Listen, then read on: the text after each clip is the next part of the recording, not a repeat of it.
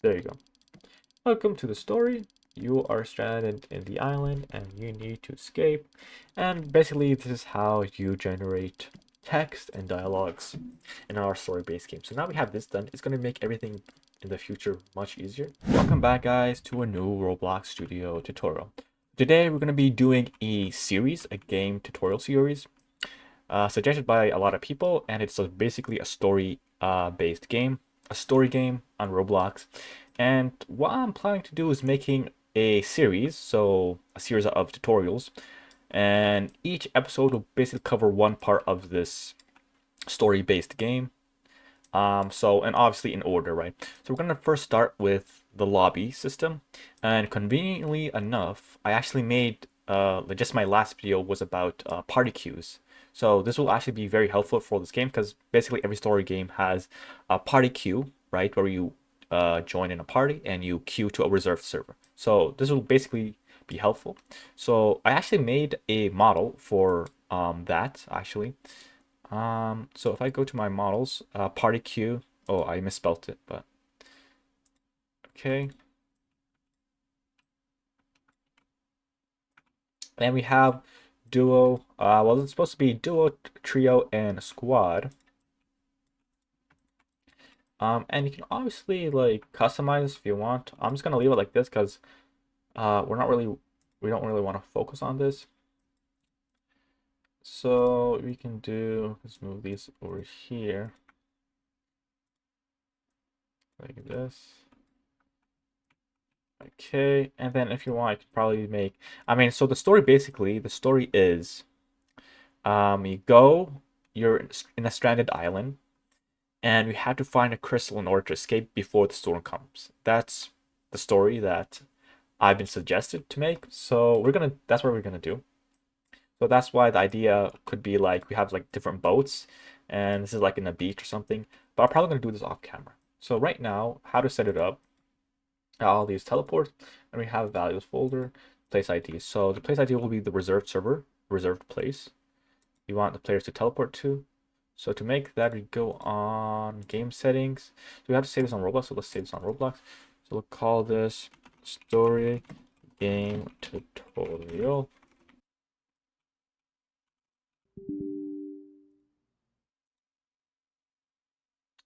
For some weird reason, it didn't say the name, so let's really do this.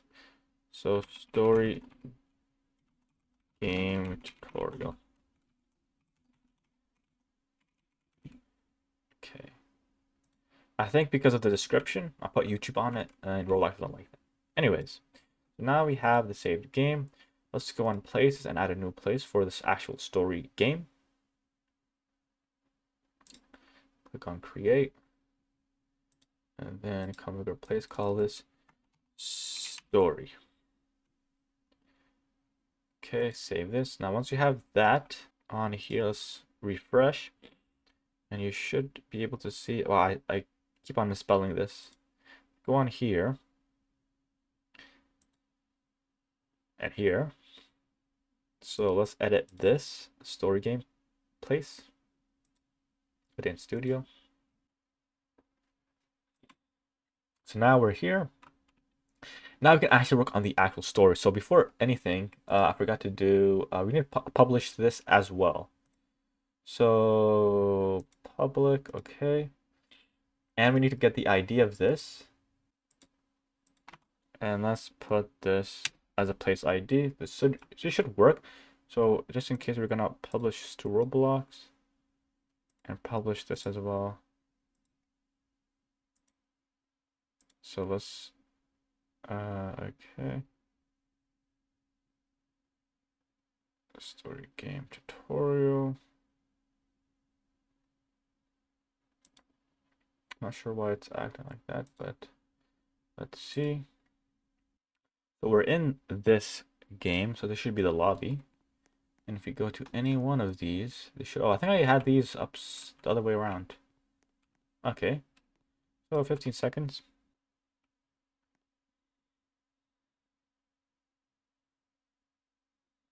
All right. Could be any second now. All right. So now we're teleported to the source. So we basically got this done. Pretty simple. Thankfully, have made a tutorial on that. Now, if you want to see how this works and the script, how to script it basically, be sure to watch my video on it. It was the previous video. So now we're done this. Now we're in the story, the actual story. So the first thing I kind of want to do is the dialogue system. I feel like that's kind of like the most important part of the story. You kind of see a dialogue or some kind of status for the story to see what's happening.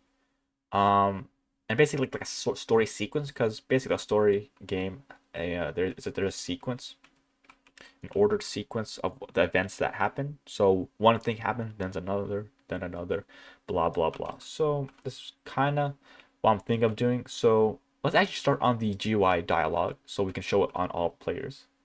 So let's do a screen GUI and a frame. Let's call this dialogue. And let's make this, it doesn't really matter where it is. We can put it at the top. I think this would make sense. Put it at the top. And then let's make the anchor point 0.5, size 0.2. I don't know. This is good. All right. So let's do UI corner, UI stroke. Let's make this black or grayish. Let's make it a little bit transparent. It's too transparent. Just make it a bit thicker. Okay, so now this is kind of like the frame. We can put another frame which holds the text. Like this. But obviously we want this scaled, so let's do 1:1. Actually, not 1:1. Let's do 0.9, so it's not like everything. Because we don't want, won't look good if the text kind of like clips out. We want it to make sure it stays contained inside the frame, and to make the anchor point 0.5 and make the position 0.5, 0.5 like that. Okay, and transparent. There you go. Now we'll have a text label which is the actual text. So let's put the size. It doesn't, well, the size is going to be like the entire holder. So it's going to be 1010. Background transparency as well false. We can make any font for this. Oops. Let's do Fredoka 1. I like Fredoka 1. Text scale. And then we're kind of make it like line to the left, and then it's gonna kind of generate text like a typewriter effect. Have a typewriter effect. So it's gonna be like dot dot dot dot dot like that, generating characters of the dialogue. So we're gonna make this a line to the left and line to the top vertically. Make this not text scaled. We don't want text scaled because it will look weird, I feel, in my opinion. So the only problem, it might overflow. Actually, it shouldn't matter. So if I let's not make it too big. So let's say it's like blah blah blah blah blah blah blah blah blah blah blah blah blah blah blah. Okay, so we don't want that to happen. So I think text wrapped. Yep, there you go. Text wrapped. Oops, I copied the ID. So if I do even more, like, yeah, I think it's like, So in this case, we kind of want to make sure that it doesn't overflow. So that's kind of to do with the dialogue, to make sure your dialogues don't overflow. And I'm gonna explain actually how you can do that. It should be pretty easy. But for right now, this is the GUI, right? So this is pretty cool. I think I like this. So hello there, just so you can see how it looks like. Call this holder, text holder, and call this leave this as text label. Okay, so now let's put a script for this. We're gonna have a listener for a remote event. Let's make a folder for the remote event called remotes, and have a remote event, and we'll call this dial. Keep it simple. Local dialog remote equal game that replicates storage. Wait for child remote. Wait for child dialog. Now dialog remote on client event connect function. It's that. Then we'll just do dialog, print dialog. So now we have this. We will actually probably start work on the actual generate text effect. And we can do that. Actually, before anything, let's make sure to initialize this. So let's see if this works. So make a server script because we're just going to be handling the server script. That's the entire reason we have the remote event. So the server is going to tell the client or tell all the clients in the game that we want to fire a dialogue. So let's do like wait 5 seconds, and then we'll do, let's get the dialogue remote. Dialogue remote. Replicate storage dot remotes. Dialog. We don't need to wait for child because it's a server. It doesn't need to wait. It doesn't need to load. So dialog remote fire. We can do fire all clients. It doesn't really matter. And then it should print us this message dialog event or whatever. Do anything. So after 5 seconds, we should see this. There you go, dialog event. So what we want to do is make this invisible, and once this is called, we'll make this visible. And what we should do is actually make a clone of this.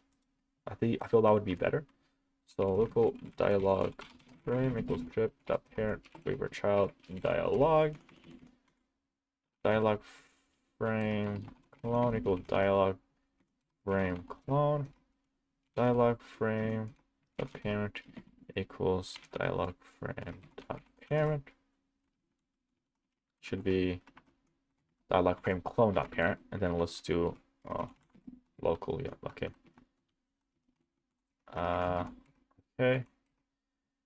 And then we want a message. So what we could do is like send the message through the remote event. So we'll do like, hello there, welcome to the story. Okay. And then we can put message. Now this is not what I would do. Because it's gonna be more complex than that. Story is gonna be more complex than just one message. But you can try doing that. It's not impossible. So we'll do dialog frame clone dot text holder dot text label dot text equal message. And we'll do like wait 5 and then dialog frame clone destroy. So let's see if this works. So right now we can't see a dialog, but after 5 seconds, okay, it doesn't look like anything's happening. So I think the reason why, because I need to make this visible. I forgot about that. Let's show. There you go. So 5 seconds. Hello, welcome to the story. Now, obviously, this looks it doesn't look ugly. It looks nice, but there's no effect. Why not make a typewriter effect? So what we want to do is make generate a or we want to generate the characters for this text. So it basically becomes like hello, or not like this, but like hello, well there, welcome to the story, like that. This kind of effect, a typewriter effect. So it generates like a character every millisecond, something like that. So what we could do is we can make a function that goes through every character of the string of the message. Instead of putting this here, I like kind of organizing my stuff. So let's make a folder for modules, and then we'll have one for utilities. So this can be called as a utility. So let's put module script, call this utilities. So in case we want to use it in the future, we can easily access this function. Utilities, okay. Okay, let's call this utils for short. So utils.generate text. Okay, we'll do function. Okay, and we'll get message. Now, what we could do, yeah, I should basically do one message. We'll pass in one message string. It's possible to make an array of message and go through every one, but I think to make it simpler, to make everything simpler. Yeah, okay. So we'll get a message, but obviously we also need the frame so we can generate the text inside that frame. So let's do dialog frame and message. Okay, and we can like cast this. We'll do message equals string, dialog frame equals frame. We don't need this, but it helps it makes it easier to basically autocomplete like the stuff. So a message is a string. So what we want to do, so let's get a variable for the text holder or for the text local text. Go dialog frame that text holder dot text label, and then for every like let's say like half a second, well half seconds to like 0.1 seconds, we're gonna edit this text to add a new character to the existing the message. If that makes sense. It's kind of hard to explain. What I can do, so we'll do text, we'll call this text label. Text label dot text equals nothing. Then for character in text label, or not text, so this would be message. So that the message is the full message, so it would be like message that split, I think. Hold a second, no, it's split and then this. So this would basically split the character. Basically it'll split the string into an array of every single character. So basically, let's say string is hello. This will produce an array of every single character. So it'll be like this. Ha, L, and blah blah blah. So in this case, we're going to loop through this array and we'll add this to the text label text. And so we'll have a typewriter effect. We'll just put a small delay. So let's actually make it like a variable called speed. So local speed equals like 20. And then we'll do task.wait 1 divided by speed. Okay. All right. So now text label dot text will string the substring method, and we're gonna get the actual string we want, which is the full message. And then we're gonna start from the beginning, which is the index 1, until where we reached in the loop. So it would be actually it would be car would be the value, I would be the index and value. So it would be I, and this will basically get the substring from the beginning until where we reached to in the array, the string array of the message. Okay. So right now this should work. We don't need to return anything, so this should be good. It's kind of hard to explain, but you can kind of see how this works. So now we'll save this, and then we'll require this utilities module. So local utilities, I do not know how to spell, equals require game dot child modules child utilities. And then we'll do utilities dot generate text, and we'll pass in the dialog frame clone, and then the message, which is this. Okay. And then we don't need this. We'll make this empty, an empty string, because we want to start off empty. Okay, so let's see if this works. So 5 seconds. Oh, okay, something happened. Let's see. Why is this task wait 1 divided by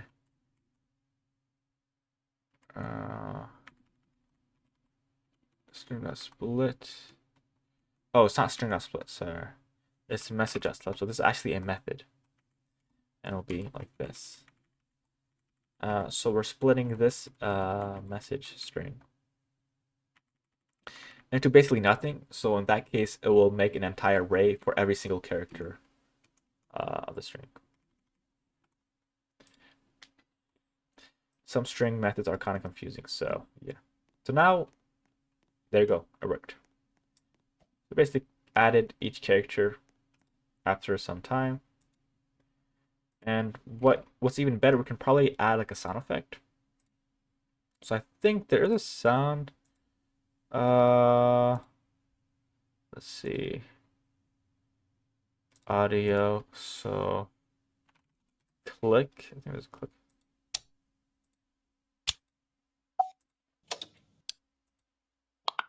I think this is good. So we don't need the. I guess we can put this in here, or we can put this in the. Let me see how I did this before. Okay, so what you could do, actually, you can put this anywhere, but I like putting it in sound service. And then this will basically have everything. We'll make this a bit less volume. And then we can just make a variable for this. So local click sound. Cool. Game.server. Sound service. Or we'll do game.sound service. Wait for child. Then click. Okay. What you could also do is make a folder so it's more organized. So we'll call this sound effects. Okay, so instead of this, we'll do sound effects. Wait for child click. Now we can just make a clone for this click. Local sound clone equal click sound clone. Sound clone dot parent go game dot sound service sound clone. Then it's destroy, but obviously we don't want to do right immediately after. We'll do it after the wait. Okay, then sound clone play, of course, to play the sound. All right, so this looks good. So let's see how this feels.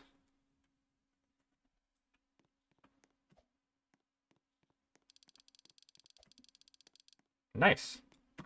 So this is pretty good. So now we're pretty much done the entire dialogue system. Now, what I'm thinking we might do in the future is we might add a thing for the character. So if the character is speaking, we might put like an image. Right now, we're just having like the narrator speak, so we're not going to really do this in this tutorial. But maybe in future videos, we might add that if you have like quests or something in the story. Right now, the last thing we want is just to make a sequence for the story and to structure the story. So kind of worked with this for a bit, and I think instead of having this message, obviously, as I said, we're not gonna do this. So we're gonna actually call this messages. Have a series of messages, a sequence of messages, or an array of messages. That's what I meant. And so let's say, for example, local messages equals, and then we'll have like, hello, welcome to the story. And then we'll have like another that will go right after, which would make sense. That's what you see in story games. You are stranded in the island, and you need to escape. And then we'll do, the storm is coming soon, and you will die if you cannot escape in time. You need to find a special crystal in this island that will help you leave this place. And do good luck with finding it. Like this, okay? And then we'll do this. We'll do messages. right? And for this is an array, so we'll do. So we're just generate a dialog frame. We're going to use this for all the text.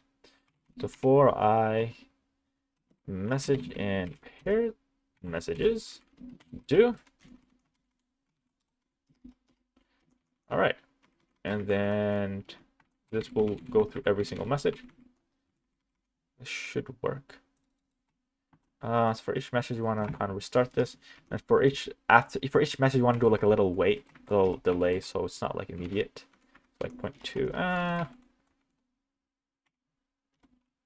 0.7. Let's see how this works.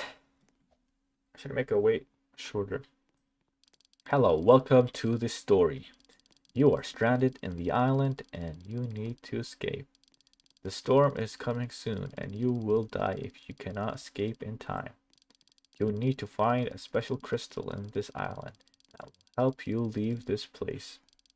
Good luck with finding it. And it disappears. There you go. So, looks pretty cool. Looks like a real story game. So what you want to do instead, now obviously we don't want to copy and paste this like again and again. We want to structure this. So we don't want to like copy and paste like this. This is not how you want to make your story. So what we're gonna do, we're just gonna make a module script inside script service. So it's more secure. We don't want clients to tamper with this. So we're gonna call it story sequence. Okay. We can put this in a folder actually. It's called this game logic. Okay. And what we'll do, let's see how I kind of organize this. So we also kind of want a value. So basically what we're trying to do is we want to make stages to the story, different stages to the story. So you have stage 1, stage 2, and each will have their own thing happening.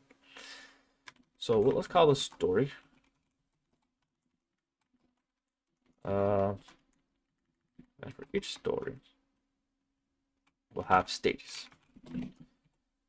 Stages, and there'll be a list of stages. So for each stage, we're going to order them. So this will be like 1.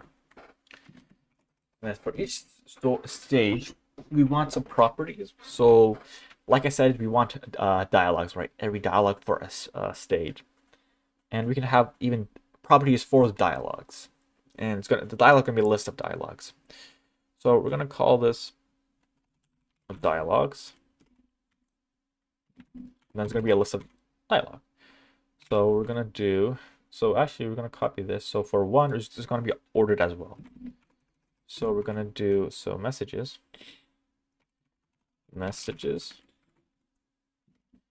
then a list of messages. So we can actually copy this, that. So now it's more organized, like this. Actually, we don't need this. Okay. Okay. Like that. Pretty cool. So now we can access this through this module. And another thing we can also do, since I said we want to add characters, so we might add characters in the future, we can also add another property called speaker. And then we'll make this the narrator. We're not gonna really do anything with this right now. But in case in the future, we can use this. So now this is just one set of messages. We can add more sets of messages. So you can add like 2 equals blah blah blah, like the same, basically the same thing. So if you want to add more messages, you can do this, and then obviously increment. So this will all be in order. So that's the entire reason I kind of ordered this. So 1 will start first, blah blah blah after, and this will be in stage 1. This is kind of how I decide to organize this. I think it's pretty good. So instead of going to a random, saying a random message on the server script, we can do, actually we'll call a function called begin stage. So begin story. And for the story, it's gonna start at the first stage. So it's gonna start here. So what we can do, we can add a value, number value. We're gonna call this, actually instead of number value, we'll call this an int value. So we don't want floats. We don't want a real number. So it's gonna be only whole numbers. Gonna make this start at 1. So call this stage. Okay.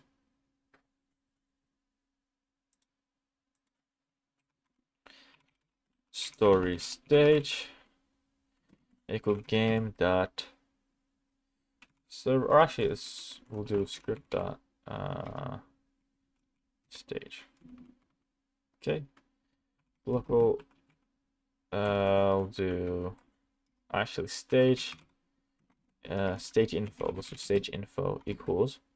Now we're gonna actually require this module story sequence module. So local story sequence. Actually, let's capitalize this. Equal require game.service script service game logic dot story sequence. Or we can just do script.parent. Yeah, this would work. This would be easier. So stage equals story sequence, and we'll get the stage value. Story stage dot value.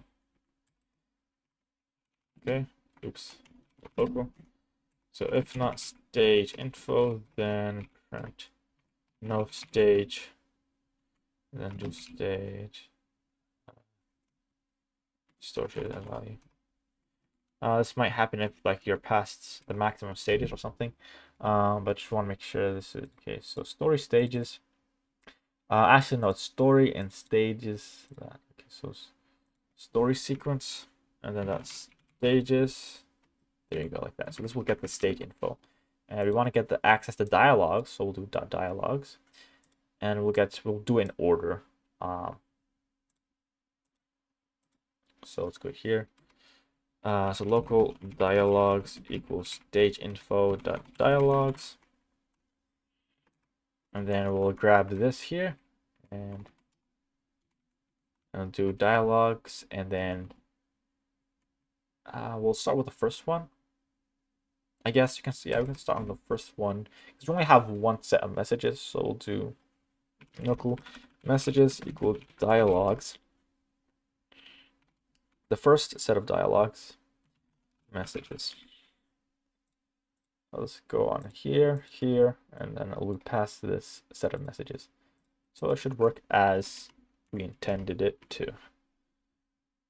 So we'll do begin story. So we'll just do like wait 2 instead. Hello, welcome to the story. And basically it works the exact same way. So now we can actually organize this, and you can add more if you want. In this case, you'll do like a for loop if you want. So now what we could do, we can leave it like this and handle everything in the server script. We can also still handle this in the module script. So for each stage, we want to do maybe something different. And so that's kind of why I made a separate function for each stage. All right. So what I kind of did. So basically, what was that? Yeah. So I made a function. We'll call this execute. Because for every stage, there might be something different that happens than other stages. So we want some certain stuff to happen. Sometimes you want certain messages to happen, or sorry, certain certain dialogues to be displayed, and sometimes you want other dialogues to not be displayed, maybe until a certain point or something. Basically, you want certain stuff to happen, specific stuff. So that's why we have this function that's basically attached to this stage 1. So we can just test this out. So we'll do print stage 1 happening, and then to execute this we'll do we can do stage info the execute. Actually it would be no, would it be, yeah, it should be execute. Okay. So, and we're not really passing anything, so this should print stage 1 is happening. So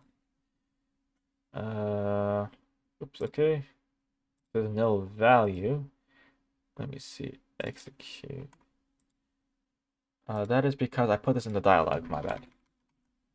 So this is not a dialog. This would be inside the stage info, like this. So actually, let's close it so it's more easier to see. So this would be a kind of a sibling of dialogues and really basically inside the stage info thing object. So this should work. So I should say execute. There you go. And as you can see, it says stage 1 happening. So we can execute anything in here. So what we can do, and instead of handling the dialog remote event on the server script, what we can do is we'll do copy this and handle it here. Right now we need to make sure we need to know which dialog we're referring to. So we also want the stage value as well. Local stage val equals game dot server script service dot game logic dot story or script. Actually, no, let's call it story handler. Handler, there you go. Story handler dash stage. Now what we can also pass it in here, but I feel like this might be better. I don't know. It's really up to your preference. I don't really want to pass anything in here. So we do need to know which dialogues it is. So in here we did this. Actually, we don't need this in here anymore. So we'll do stage info. So to know which stage info it is, we also want this. We'll copy this, do this here. So to know the story stage, actually let's make it the same name. So story stage, the story stage value, and the story sequence would be this module itself. So we can just do this. So for some reason, see, okay, we'll also get the remote dialog remote equal game replicated storage dot remotes dot dialog. Okay. Local story, and I think the reason is because I made this local. So let's make this global, and this should work. Okay, I don't think it's a bad idea to do this. Shouldn't really matter if it's global or not. It'll only be accessed by the servers. So, but yeah, so this way we can know which stage we're currently on, and so we get the dialogue on that stage. Right here is getting the messages, but we can also just do this for I messaging pairs or messages in pairs.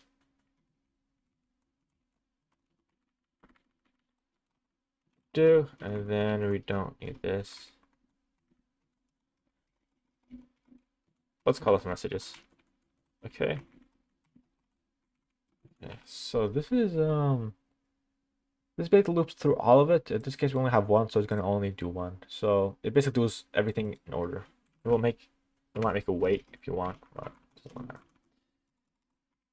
So print executed stage 1. Now we don't have to handle anything on the server, which is pretty handy, and it makes everything kind of cleaner. Okay, so I got an error.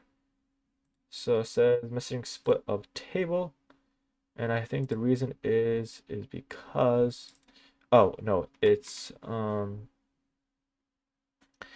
we're looping through a table. We don't want this. We want to loop through just the messages. So the dialogues, the messages, okay, and it's actually a message because we're only oh wait, hold a second.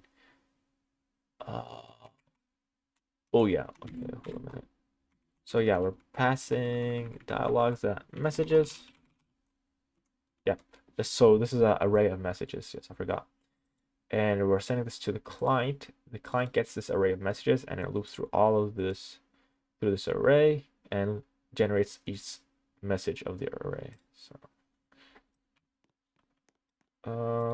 okay, I'm still getting, let's see. So for some reason Let's see. Why is this messages? Oh yeah. Hold a second. This is wrong. So through for iMessages, we're gonna fire. Or actually no, this is technically dialogues. So dialogues. Read dialogue.